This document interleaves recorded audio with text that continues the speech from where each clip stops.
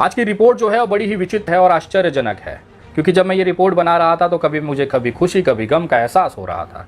खुशी इसके लिए हो रही थी कि जिस समुदाय को लेकर भारतीय जनता पार्टी लगातार सोशल मीडिया से लेकर ज़मीनी स्तर पर हमलावर रहती है, वो समुदाय कितना सुखी और ऐश की ज़िंदगी जी रहा है। दुख इसलिए हो रहा था कि भारतीय जनता पार्टी जिस समुदाय को अपने कंधे पर बिठाकर सपने दिखा रही है, वो समुदाय वास्तव में दाने दाने को मोहताज हो रहा है।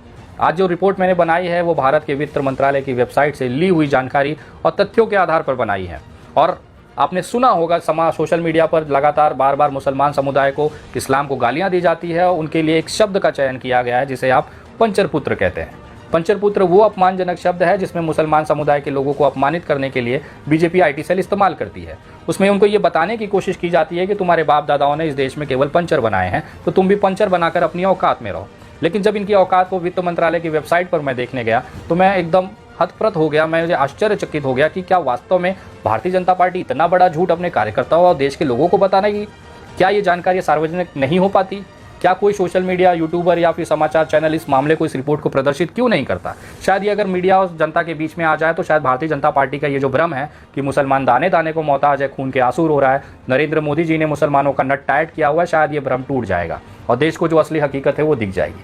आपको ये भी सुना होगा पंचर पुत्र के साथ साथ कि लगातार भारतीय जनता पार्टी के जो कार्यकर्ता हैं वो मुसलमान और इस्लामिक बहिष्कार की बात करते हैं। इसका मतलब ये है कि कोई भी इंसान जो सनातनी हिंदू भाई है वो किसी भी मुसलमान के साथ में कोई भी आर्थिक व्यवहार नहीं करेगा, उनका आर्थिक बहिष्कार करेंगे ताकि मुसलमानों की आर्थिक तौर पर कमर टूट जाए और वो दाने दाने को मोहताज हो जाए।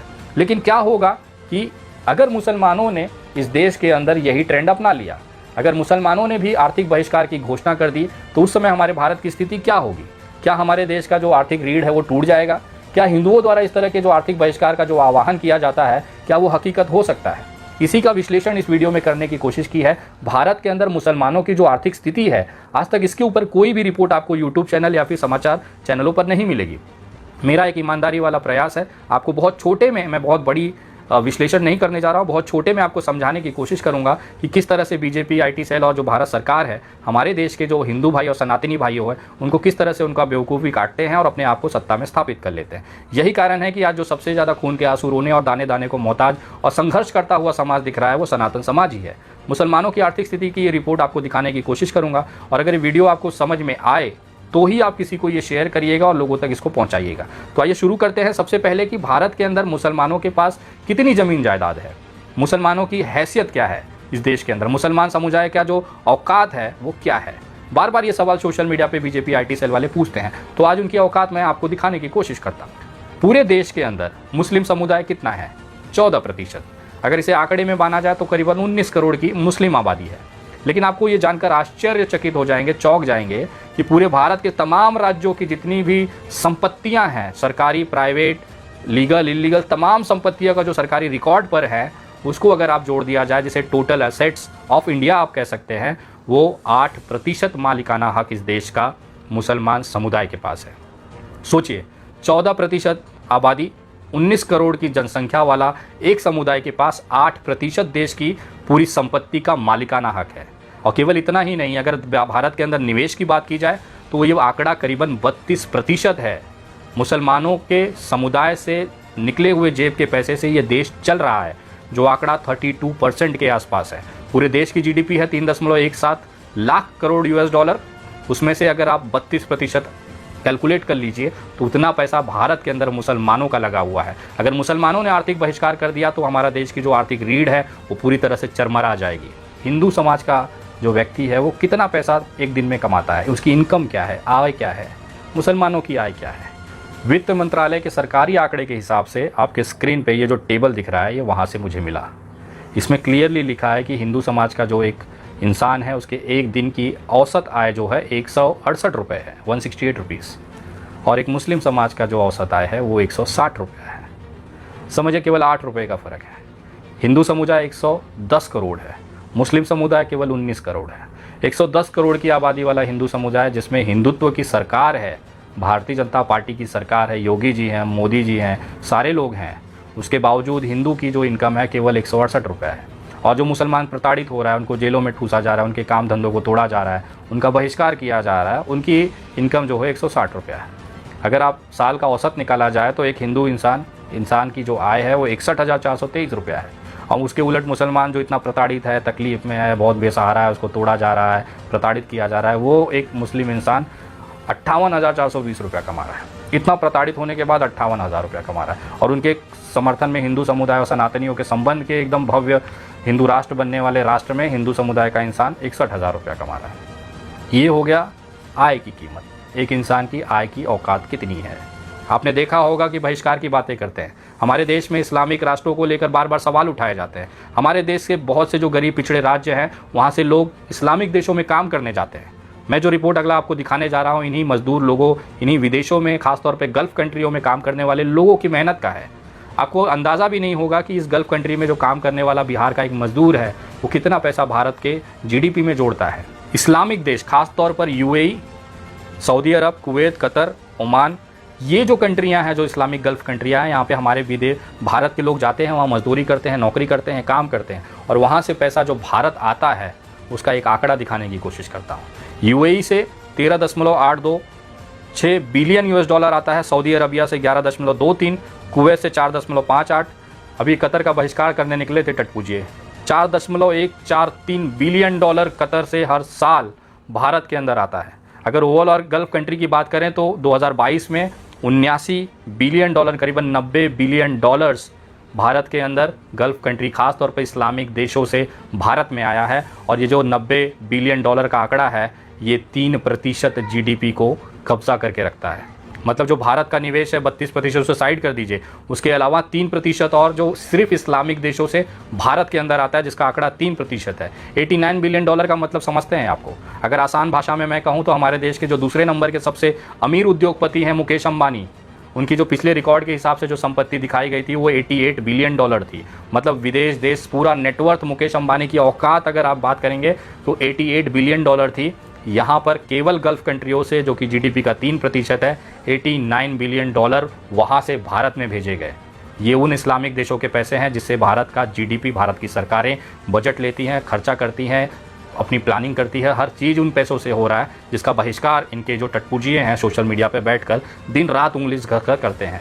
सोचिए अगर इस्लामिक देशों ने भारत का बहिष्कार कर दिया तो क्या होगा। भारत का 3% का जो जीडीपी का पैसा है 89 बिलियन डॉलर, वो रुक जाएगा। भारत में अगर मुसलमानों ने बहिष्कार कर दिया आर्थिक, तो 32% जो निवेश है भारत के जीडीपी के अंदर, पूरे आर्थिक विश्व के अंदर, वो टूट जाएगा। ये लगातार कहते हैं कि मुसलमान केवल पंचर ही बना सकता है, नौकरी ही कर सकता है, इससे ज़्यादा कुछ काम नहीं आता। आइए मैं मिलाता हूँ कुछ ऐसे पंचर पुत्रों से जिनको देखने के बाद आपकी आंखें फट जाएंगी। और ख़ासतौर पर जो सच्चा सेकुलर भारतीय इंसान होगा उसको गर्व की अनुभूति होगी कि मुस्लिम समुदाय भी किस तरह से देश हित के अंदर देश को आगे बढ़ाने में अपना योगदान देता है। भारत में आईटी इंडस्ट्री का जो सबसे प्रणेता माने जाते हैं, जो पहली बार भारत के अंदर आईटी को एकदम बड़े विश्व लेवल पे लेके गए, वो इंसान एक मुसलमान था। उनका नाम था अजीम प्रेमजी। ये वही पंचर पुत्र है जिन्होंने विप्रो का एक स्थापना किया और वहाँ पर लाखों की संख्या में लोगों को रोज़गार दिया। इस पंचर पुत्र ने नहीं सोचा कि जो मेरे यहाँ नौकरी कर रहा है वो हिंदू है या मुसलमान है। इस इंसान के सिर्फ एक वैश्विक दिमाग की वजह से, एक बड़े सपने की वजह से आज विश्व के जो बड़े बड़े आईटी कंपनियां हैं उन्होंने भारत की तरफ देखना शुरू किया। जब भारत को केवल सपोरों का देश माना जाता था, एक छोटा सा देश, लेबरों का देश, मजदूरों का देश माना जाता था, वहाँ पर अजीज़ प्रेमजी जैसे लोगों ने विश्व को एहसास दिलाया कि हम आईटी इंडस्ट्री में सबसे बड़े हब हो सकते हैं। अमेरिका के सिलिकॉन वैली के बाद भारत के अंदर अजीज़ प्रेमजी ने वो ट्रेंड शुरू किया, वो स्थापित किया अपने आप को कि विदेशी की जो आईटी कंपनियां हैं वो भारत आई, उन्होंने भारत में निवेश किया, यहाँ के लोगों को रोजगार दिया। वो कराने वाला जो पंचर पुत्र था, जिसे ये सोशल मीडिया ही कहते हैं, वो थे अजीज़ प्रेमजी। आइए दूसरे आपको मैं पंचर पुत्र से मिलाता हूँ, वो हैं यूसुफ अली। अभी लखनऊ में एक लुलु मॉल खुला था जहाँ पर नमाज को लेकर विवाद चला था। अगर सोचिए यूसुफ अली के जो इन्वेस्टमेंट भारत के अंदर है, अगर वो खींच लिया जाए तो कम से कम बहुत बड़ा झटका भारत की जीडीपी को लग सकता है। और यूसुफ अली वो इंसान है जो नरेंद्र मोदी के खास दोस्तों में माने जाते हैं। अगर विश्व में कभी 5 टॉप दोस्तों में अगर माना जाएगा तो यूसुफ अली नरेंद्र मोदी जी के दिल के टुकड़े के हिसाब से कोहिनूर बनकर उनके दिल में राज करते हैं। और उनके टटपूजिए इनको पंचर पुत्र कहते हैं और इनके बनाए हुए माल का बहिष्कार करने के लिए रस्तों पर उतरते हैं। शायद यही कारण था कि योगी जी की पुलिस की जो लाठी थी इनके पिछवाड़े पर आज तक निशान बनाकर रखी हुई है। जिन जिन लोगों ने भी लुलु मॉल के पास फटकने की कोशिश की, उत्तर प्रदेश पुलिस ने इनके चिथड़े उड़ा दिए। यही कारण था कि नरेंद्र मोदी जी चाहते हैं कि इस तरह के उद्योगपति भारत में आए और अपने विदेश निवेश को लेकर भारत को एक विश्व गुरु को बनने का प्रयास करें। लेकिन इनके ठीक उलट इनके लोग जो हैं इस्लामिक देशों का बहिष्कार करेंगे, मुसलमानों का बहिष्कार करेंगे। तो ये वो पंचर पुत्र हैं जो एक बड़े उद्योग के साथ, बड़े इन्वेस्टमेंट के पास हमारे भारत में आते हैं, पैसा खर्चा करते हैं और हमारे यहाँ के लोगों को रोज़गार देते हैं। आइए मिलाता हूँ तीसरे पंचर पुत्र से। अगर ये नहीं होते तो शायद आपके घरों में आज लाशें बिछ गई होती। ये हैं सिप्ला के मालिक यूसुफ जी। ये वो इंसान है जिन्होंने औद्योगिक क्षेत्र में क्रांति लाई, ऐसी ऐसी दवाइयों का आविष्कार किया जिसका लोहा विश्व ने भी मांगा। सिप्ला विश्व के साथ साथ बहुत बड़ी भारत की सबसे दवाई बनाने वाली कंपनी है। इनकी दवाइयाँ आप रोज़ घरों में इस्तेमाल करते हैं। छोटे बच्चों को सिप्ला की सर्दी के भाप देने से लेकर बड़े बड़े हार्ट सर्जरी और कैंसर जैसी बीमारी, HIV जैसी बीमारियों में इनका इस्तेमाल होता है। शायद यही कारण था कि ये पंचर पुत्र को भारत सरकार ने पद्मा अवार्ड से सम्मानित किया और आज इन्हीं की दवाइयों की वजह से हमारे देश के भारतीय जनता पार्टी के कार्यकर्ता, उनके माता पिता जिंदा हैं। लेकिन ये लोग कोई मौका नहीं छोड़ेंगे इन जैसे पंचर पुत्रों को बहिष्कार करने के लिए। आइए मिलाते हैं आपको अगले पंचर पुत्र से। ये हैं हबील जी, वॉकहार्ट हॉस्पिटल के संस्थापक। एक अस्पताल 20 लोगों के साथ इन्होंने शुरू किया मुंबई के वर्ली में। उसके बाद करीबन आज 7000 स्टाफ के साथ पूरे विश्व में वॉकहार्ट अस्पताल अपने नई टेक्नोलॉजी के हिसाब से और नए नए ऑपरेशन, रोबोटिक ऑपरेशन के नाम के लिए जाना जाता है। इसका आविष्कार करने वाले, भारत में ये क्रांति लाने वाले यही पंचर पुत्र हैं जिनका बहिष्कार ये करना चाहते हैं। ये अपने बाप और दादाओं का इलाज तो वॉकहार्ट में कराएंगे, लेकिन ट्विटर पर और सोशल मीडिया पर जरूर लिखेंगे कि इस देश में हम मुसलमानों से आर्थिक व्यवहार नहीं करेंगे। ये लाखों रुपए का बिल वॉकहार्ट हॉस्पिटल में जमा कराएंगे, लेकिन सोशल मीडिया पर जरूर लिखेंगे कि हम मुसलमानों से 1 रुपया भी खरीदारी नहीं करेंगे। तो ये दोगलापन केवल भारतीय जनता पार्टी के कार्यकर्ताओं में है। और रही बात मुसलमानों की औकात की बात, तो इस देश के हैदराबाद में हमने देखा नासिर खान नाम के इस लड़के ने 12 करोड़ की एक गाड़ी इस ज़मीन पर खड़ी कर दी। 12 करोड़ एक बहुत बड़ी अमाउंट होती है। इस तरह की गाड़ियों लेने की जो सोच है वो मुकेश अंबानी और अडानी के पास भी नहीं है। इस इंसान ने अपनी मेहनत के पैसे से ये 12 करोड़ की गाड़ी खड़ी कर दी। और ये गाड़ी खड़ी करने वाला भी नासिर खान जो है, ये सोशल मीडिया के भाजपा IT सेल के द्वारा एक पंचर पुत्र है। तो ये औकात है मुसलमानों की।